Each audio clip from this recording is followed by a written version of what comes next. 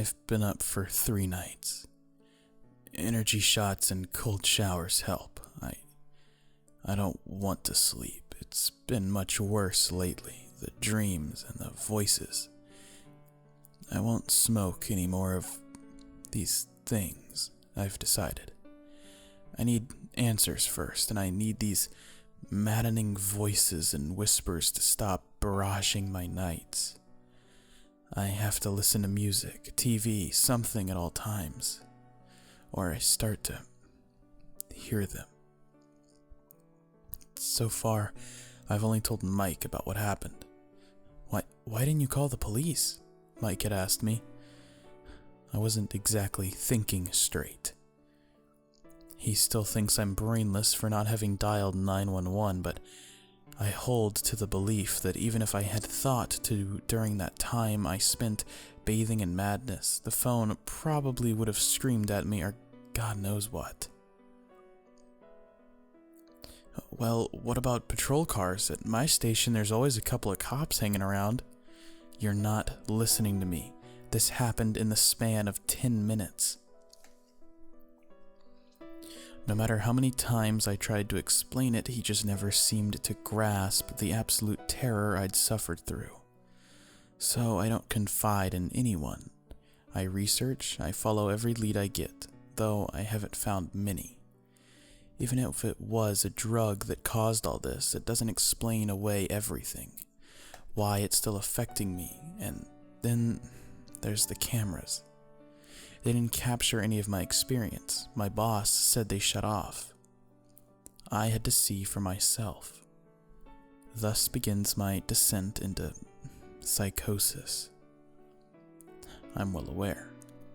After a lot of persuading, my boss, former boss, now, let me take a look at the tapes, and sure enough, right as the truck pulls into the parking lot, the camera distorts, statics, and then cuts to a blue screen. It resumes at 2:39. There are a lot of ways to trick cameras, I've learned.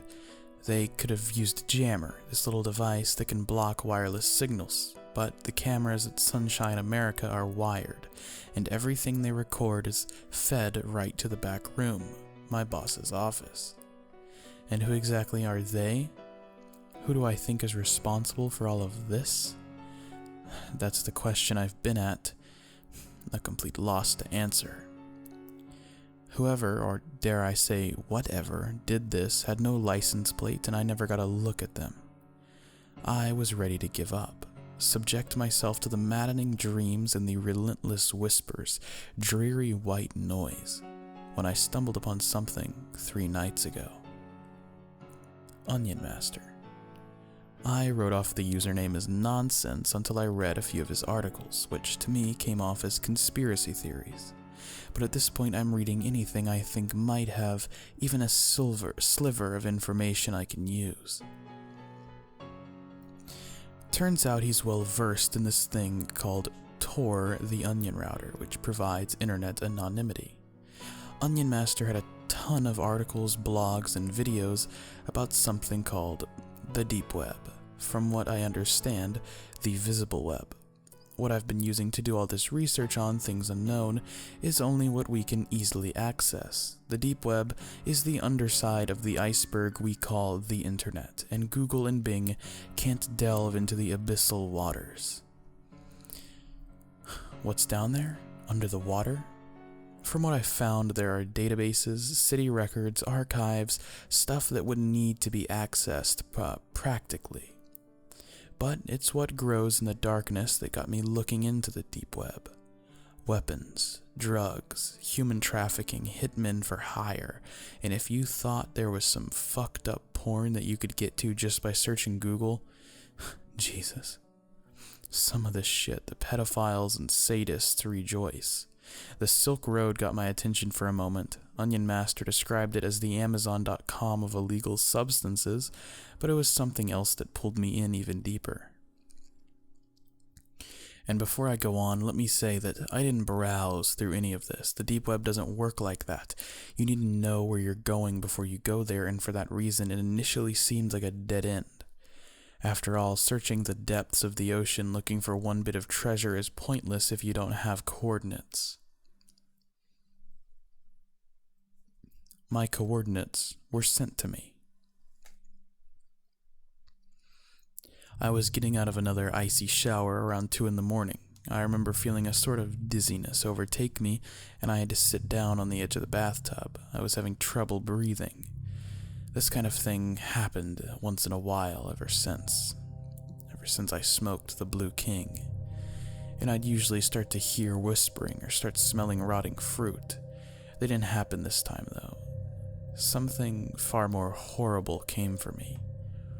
It was crouched in the corner behind the door. It looked like me, barefoot, with no face, no features except for that smile that stretched from ear to ear. When I saw it, I don't know how to put it into words. A part of me was almost excited to see it. In existence, not just a blurred memory. This part of me was insignificant when compared to the pure terror that overtook me in that moment. Claustrophobia set as I realized I was cornered. I could have died as soon as it got its hands on me. Maybe that would have been too merciful, now that I look back on the bathroom incident.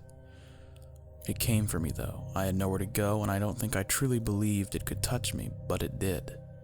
The thing grabbed my shoulders, pushed me into the bathtub. When it leaned in, all I could see was the sickly convex of flesh where its face, my face, should have been, and it stunk. Christ, it was like chemicals. My warped reflection whispered to me 3 words before it vanished without a trace. In a voice like my own, twisted with a strange mix of both agony and happiness, it whispered to me, "God must die." I ran to my closet as soon as it had vanished, and I stayed there for what felt like hours. I know. I was no better than a frightened child. It was the only place I felt safe. I couldn't think straight for a long time after that. Whatever that thing was, I'd seen it before. In the cooler at the gas station, but this was different. There's no way anything from that cigarette was still in my system. This was something more than a drug. This was something tainted. Something evil that I'd brought forth. When eventually pure exhaustion overtook me, I dreamt horrible visions. I was in a warehouse where headless men and women dangled from chains, and I kept seeing some thin, wide-eyed entity in my peripheral vision. To this day, I can't explain that, whatever that thing was. I never got a good look at it. Just more madness, that's all it was. This nightmare seemed to drag on, and when I finally woke up in my closet, my head was swimming. I checked my phone and found with horror that it had been less than 10 minutes since I'd taken my shower. That was the worst part of it, of all of it. No matter what I'd see, hear, or smell, nothing was as god-awful as knowing that there was no quick way to suffer through it. When I found the courage to exit my little haven, I found something that made me want to go right back in and pray. Yet again, for an end to all this, my computer monitor was flashing from a pure blue screen to some sort of black page covered with blocks of unstructured white text. It didn't look like a website or a document. It looked like something you'd find on the deep web. The text, I noticed as I shakily took a seat, was all either backwards, upside down, or in some language with characters I couldn't decipher, but a good amount was in English. I tried to scroll down, but the lag was horrible. The picture that eventually loaded on my screen is one that truly hammered the final nail into my sanity's coffin. It was a poor resolution image of a warehouse, people headless, people hung from chains, and there, in the center of the picture, I stood, faceless with a wide smile. Beneath the image were the words in upside-down text, "God must die."